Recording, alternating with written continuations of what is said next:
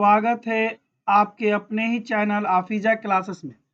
आज जो हम लोग देखेंगे बहुत ही इंपॉर्टेंट देखेंगे, वो है ना, न्यूटन्स लॉ। ठीक है, तो आफीजा क्लासेस में आपका स्वागत है। आज हम लोग न्यूटन्स लॉ देखेंगे, क्लास 9th का एनसीईआरटी का। ओके, देखिए फादर ऑफ फिजिक्स के नाम से हम लोग न्यूटन को जानते हैं। आमतौर पर हम लोग क्या कहते हैं, फादर ऑफ फिजिक्स कौन है? न्यूटन साहब को हम लोग फादर ऑफ फिजिक्स कहते हैं। उन्होंने एक बुक लिखा था जिसका नाम था प्रिंसिपिया। 1687 में उन्होंने एक बुक लिखा प्रिंसिपिया। उसी में उन्होंने न्यूटन्स लॉ ऑफ मोशन के बारे में बात किया था। ठीक है, तो फादर ऑफ फिजिक्स के नाम से हम लोग किसको जानते हैं? न्यूटन साहब को जानते हैं। उन्होंने कौन बुक लिखा था? प्रिंसिपिया 1687 में, जिनमें उन्होंने न्यूटन्स लॉ ऑफ मोशन के बारे में बात किया था।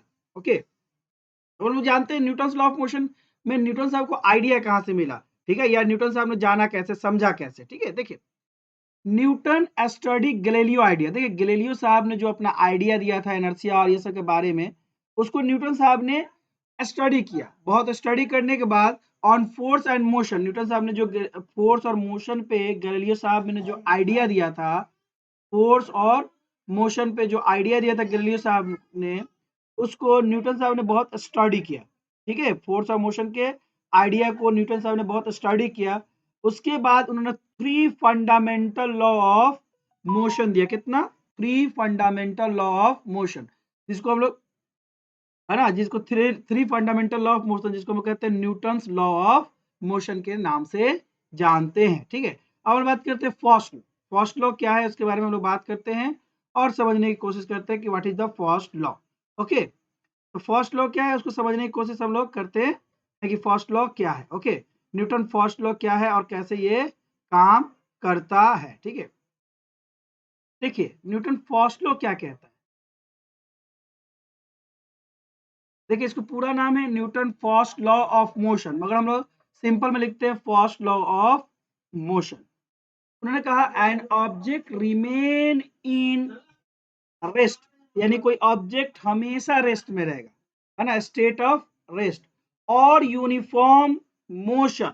कोई ऑब्जेक्ट हमेशा स्टेट ऑफ रेस्ट, क्या स्टेट ऑफ रेस्ट में रहेगा, है ना, स्टेट ऑफ रेस्ट में रहेगा और यूनिफॉर्म मोशन में रहेगा। कोई ऑब्जेक्ट हमेशा स्टेट ऑफ रेस्ट में रहेगा, ये वर्ड याद करेंगे, स्टेट ऑफ रेस्ट और यूनिफॉर्म मोशन में रहेगा इन ए स्ट्रेट लाइन, ये भी याद रखेंगे, स्ट्रेट लाइन, ये वर्ड आपको जोड़ना होगा। ठीक है, unless complete to change that state by applying force, यानी जब तक किसी ऑब्जेक्ट पे आप बाहर से फोर्स नहीं लगाएंगे। तो अगर कोई ऑब्जेक्ट रेस्ट में है तो जिंदगी भर रेस्ट में रहेगा, मोशन में, यूनिफॉर्म मोशन में, स्ट्रेट लाइन यूनिफॉर्म मोशन में, तो हमेशा मोशन में रहेगा जब तक उस पर कोई बाहर से फोर्स नहीं लगाया जाएगा। ठीक है, जैसे इसको समझने की कोशिश करते हैं। पकड़ लीजिए, ये आपका एक टेबल है और यहाँ पे एक बुक रखा हुआ है। ये जिंदगी भर बुक यहीं रहेगा जब तक कोई स्टूडेंट यहाँ से उठा के नहीं ले जाएगा, या जब तक कोई टीचर इसका पोजीशन चेंज नहीं करेगा, इधर से उठा के इधर नहीं रखेगा। नहीं तो जिंदगी भर यहीं पर रेस्ट में ये पड़ा ही रहेगा। और जो ये फोर्स लगाए गए हैं स्टूडेंट या टीचर, इसी को हम लोग कहते हैं अप्लाइड एक्सटर्नल फोर्स। तो जब तक कोई बाहर से फोर्स लगा के इसके स्टेट, यानी स्टेट का मतलब ये जो भी बुक यहाँ रखा गया है रेस्ट में है, तो रेस्ट, ये जिंदगी भर रेस्ट में ही रहेगा जब तक कोई स्टूडेंट इस पे फोर्स लगाकर इसको उठाए नहीं और यहां से कहीं दूसरी जगह इसको शिफ्ट ना करे, तो जिंदगी भर ये रेस्ट में ही यहाँ पड़ा रहेगा। ठीक है, तो ये चाहे वो आज हो चाहे आने वाले 100 साल हो, यही रहेगा जब तक यहाँ पे कोई एक्सटर्नल फोर्स ना लगे। अब आते हैं दूसरा। पकड़ लीजिए, ये एक बॉल है, ये यूनिफॉर्म मोशन से इस तरह स्ट्रेट लाइन पे जा रहा है, यूनिफॉर्म मोशन से इस तरह स्ट्रेट लाइन पे जा रहा है।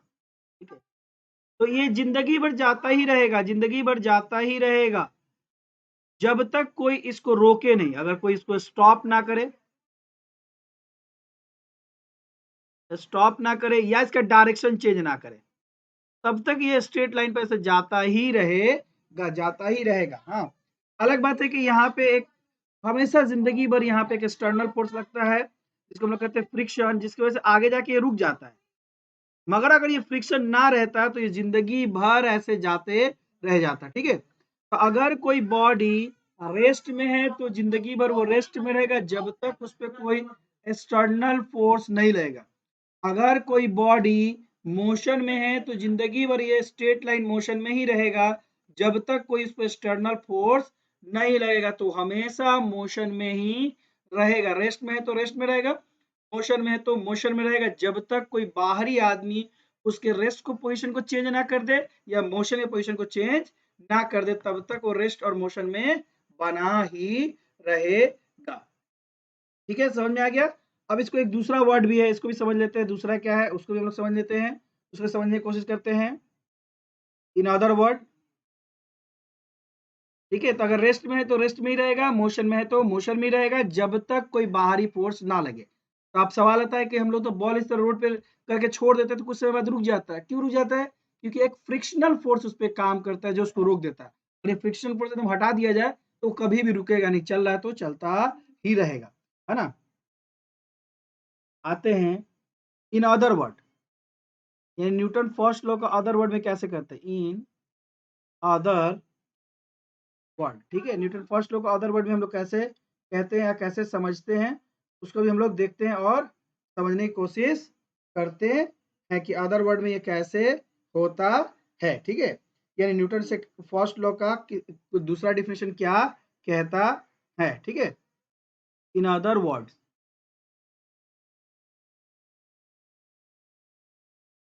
In other words all objects all objects resist का मतलब होता है विरोध करता है, resist, all object resist a change in all object resist a change in a, जो होता है हर ऑब्जेक्ट क्या होता है, रेसिस्ट करता है चेंज इन देयर स्टेट, यानी वो अपने स्टेट में चेंज नहीं होने देना चाहता है। देयर स्टेट ऑफ मोशन, यानी जितना भी ऑब्जेक्ट है वो रेसिस्ट करता है, विरोध करता है। किस चीज का विरोध करता है?